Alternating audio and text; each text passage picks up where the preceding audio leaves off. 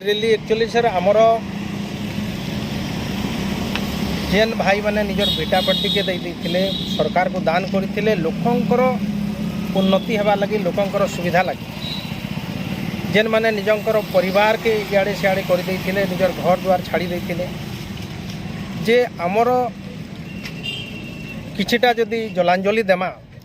ताहले आमर समाज रे बहुत किछि उन्नति हेबा चाषी हसबे तांकर परिवार हसबा आमर समाज खुशी रे रहबा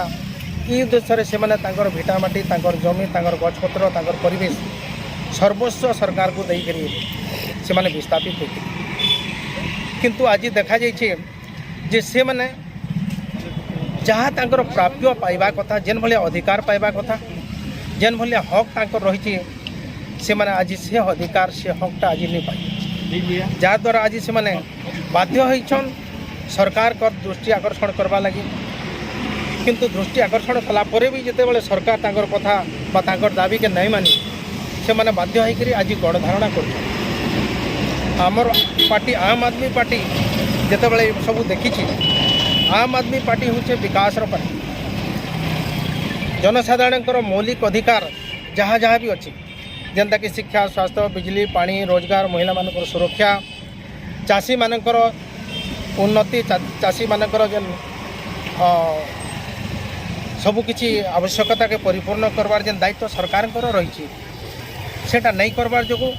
आज आम हृदयंगम कलु आउ नुआपड़ा जिला आम आदमी पार्टी तरफ 5टा ब्लॉक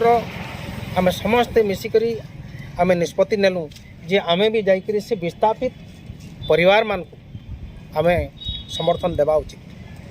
जेहेतु आमे भी नुआपड़ा जिलार लोक और नुआपड़ा जिलार विकास रे विस्थापित लोक मानकर भी बहुत हाथ अच्छे इतार द्वारा आमर समाज रे बहुत लोक अन्न खाइबे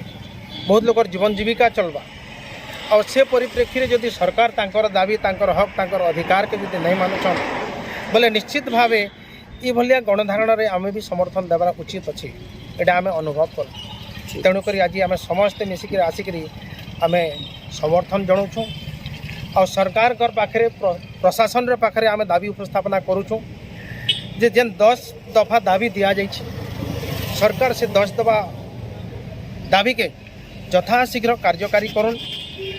और से दाबी के पूर्ण करी तांकर हक अधिकार जहाँ अच्छे बा जहाँ प्राप्य पाइबार अच्छे सेटा तो जदि सेटा दिया नहीं जाए ताहले आगामी दिन रे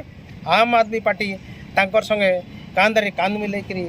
जहाँ आवश्यकता पड़वा जेन भलिया से माने पदक्षेप नेबे आमे तांकर संगे सब बेले रहमु और आगामी दिन रे जदि गणधारणा भी करबार पड़वा बोले आमे तांकर संगे आसिकरी हे पारे गणधारणा भी आमे देई पारे।